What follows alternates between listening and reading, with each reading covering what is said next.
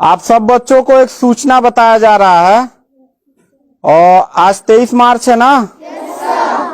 तो भारत सरकार का तुगलकी फरमान जारी हुआ है कि आप सब बच्चों का विद्यालय फिर बंद किया जा रहा है क्योंकि कोरोना बढ़ रहा है।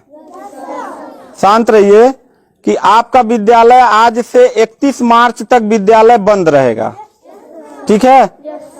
और आप सब लोगों को बताना चाहेंगे कि यही काम पिछले साल भी हुआ था कि एक हफ्ते के लिए लॉकडाउन किया जाएगा जब आपका एनुअल एग्जाम चल रहा था, और तब से लेके पूरा साल जो था वो विद्यालय बंद हो गया, जिससे आपकी पढ़ाई बहुत ज्यादा नुकसान हुआ।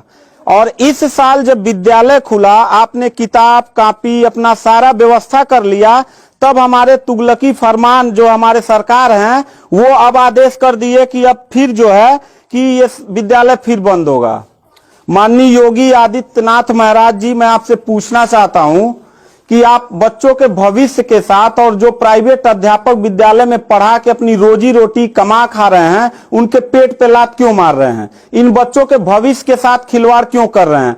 ठीक है, कोरोना अगर बढ़ रहा है, विद्यालय बंद था, पूरे साल में किसी एक अध्यापक ने, किसी एक प्रबंधक ने कभी भी विद्यालय खोलने के लिए कोई धरना प्रदर्शन नहीं किया और हम लोगों ने पूरा सपोर्ट किया। लेकिन बीच में अगर कोरोना फैल रहा है तो मैं आपसे पूछना चाहूंगा कि जब गोरखपुर महोत्सव आप करा रहे थे तब कोरोना फैल नहीं रहा था। जब आप आके यहाँ पे इलाहाबाद के प्रयागराज में कुंभ का मेला लगवा रहे थे तब कोरोना नहीं फैल रहा था, जहां पे करोड़ों लोग स्नान करने गए। और अभी हरिद्वार में महाकुंभ का आयोजन आप करवा रहे हैं तब कोरोना नहीं फैल रहा है। बिहार में चुनाव हो रहा है तब कोरोना नहीं फैल रहा है। और विद्यालय जो बच्चों का सबसे देश की रीढ़ की हड्डी होते हैं, जिनकी बुनियादी शिक्षा, प्रारंभिक शिक्षा आप बिल्कुल बर्बाद कर दिए हैं पिछले 2 साल से, और अब जाके फिर लॉकडाउन आप लगा रहे हैं। तो आपसे पूछना चाहेंगे कि बच्चों के भविष्य के साथ आप मैच क्यों खेल रहे हैं? ये जितने भी बच्चे हैं, अगर 1 मार्च आप 1 अप्रैल बोले हैं, 1 अप्रैल तक अगर विद्यालय नहीं खुला तो इन सारे बच्चों को लेके मैं रोड पे बैठ जाऊंगा। ये मैं आपको खुला चैलेंज कर रहा हूं, क्योंकि बात सिर्फ मेरे तक का नहीं है, इन सारे बच्चों का भविष्य है। और इन सारे बच्चों का भविष्य आप लोग अंधकार में डाल रहे हैं। आप लोग खुद नहीं चाहते हैं कि देश का बच्चा पढ़े, पढ़ के कुछ लायक बने। आप लोग अपना, जब रैली निकालना रहेगा, चुनाव रहेगा, तो कोरोना आपके पास नहीं रहता है। और जब आपको लगेगा कि आपके विपक्ष में लोग खड़े हो रहे हैं तो आप कोरोना का ड्रामा करा के विद्यालय को सबसे पहले आप बर्बाद कर रहे हैं। आप बताइए, विद्यालय में, आप गोरखपुर जिले में 193 लोगों ने अपने विद्यालय की मान्यता निरस्त करा लिया। जानते हैं क्यों? महंत योगी आदित्यनाथ जी, क्योंकि वो लीज पे चलाते थे और उनका भाड़ा हुआ करता था 40,000 45,000 रुपया मंथली हुआ करता था। वो भाड़ा न चुकाने के वजह से, चूंकि मालिक को भाड़ा चाहिए, उन लोगों ने अपनी मान्यता निरस्त करा दिया। और सरकारी जो स्कूल है उनकी हालत तो पहले से मतलब खस्ता हो चुकी है।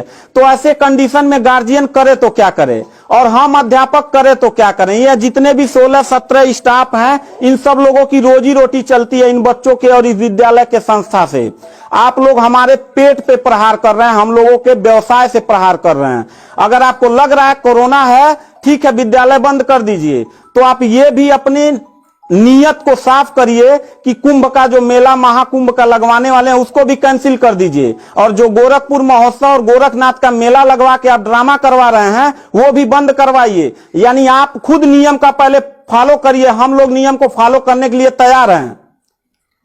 अगर लास्ट में जाते जाते यही कहेंगे, इन बच्चों को, चेहरों को देखिए, इनके माता पिता ने सारे बच्चों का, किनका मोबाइल बज रहा है, साइलेंट कर लीजिएगा सर।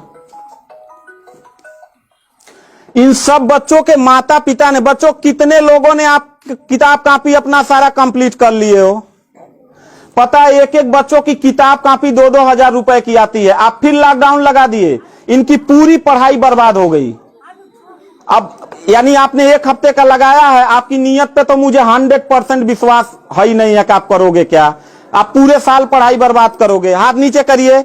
अब ये बच्चे करेंगे क्या? किताब लेकिन इनके गार्जियन करेंगे क्या? हम लोगों ने पूरा कोऑपरेट किया सरकार को।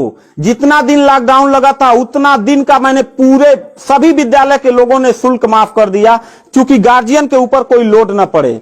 हम लोगों ने टीचरों को पेमेंट नहीं किया, क्योंकि हम लोगों ने जब फीस नहीं लिया तो पेमेंट कहां से करें। हम लोगों ने पूरा सरकार का साथ दिया, जितना हो सकता था सब लोगों ने साथ दिया।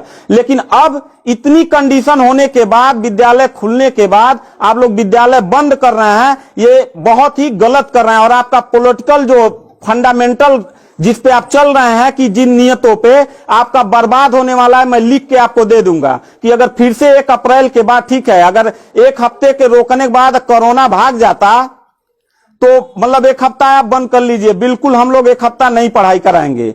लेकिन अगर फिर साल भर का ड्रामा आपने किया तो निश्चित तौर पे याद रखिएगा कि तानाशाही उतना ही अच्छा लगता है जितना तानाशाह के अंत होने का समय ज्यादा दूर हो, और आपका समय बिल्कुल नजदीक आ गया है। तो मैं उम्मीद करता हूं कि आप ये काम बिल्कुल मत करिएगा। 1 अप्रैल के बाद अगर विद्यालय फिर से आप बढ़ाएंगे तो इन सब चेहरों को देख लीजिए, और इनके गार्जियन को लेके, अपने पूरे स्टाफ को लेके, जिले से लेके मैं प्रदेश लेवल तक धरने पे बैठूंगा। इस बात को याद रखिएगा, क्योंकि सवाल यहां सिर्फ मेरे रोजगार का नहीं है, मेरे जितने सहपाठी और जितने मेरे कर्मचारी लोग हैं और इन बच्चों के पढ़ाई का, भविष्य का सवाल है। तो मैं इन बच्चों को लेकर धरने पे बैठ जाऊंगा, और जरूरत पड़ा तो असंवैधानिक भी हो जाऊंगा। इसी के साथ मैं सरकार से रिक्वेस्ट करूंगा कि अगर 1 हफ्ता में बंद करने से कोरोना भाग जाता है तो हम सब लोग आपके साथ हैं। अगर नहीं भागता है तो 1 अप्रैल से छोड़ दीजिए। हम लोगों को कोरोना होगा, मरेंगे, क्या करेंगे वो हम लोगों की रिस्पांसिबिलिटी है। आपको इतना चिंता करने की जरूरत नहीं है, क्योंकि कोरोना में लॉकडाउन लगाने के बाद खाना हम ही लोग पहुंचाएंगे, लोगों के आने जाने की व्यवस्था हम ही लोग करेंगे, उनके दवा दारू की व्यवस्था हम ही लोग करेंगे। आप सिर्फ ड्रामा करेंगे, सिर्फ थरिया पिटवाएंगे और मोमबत्ती जलवाएंगे, इससे ज्यादा तो आपकी कुछ औकात है ही नहीं है।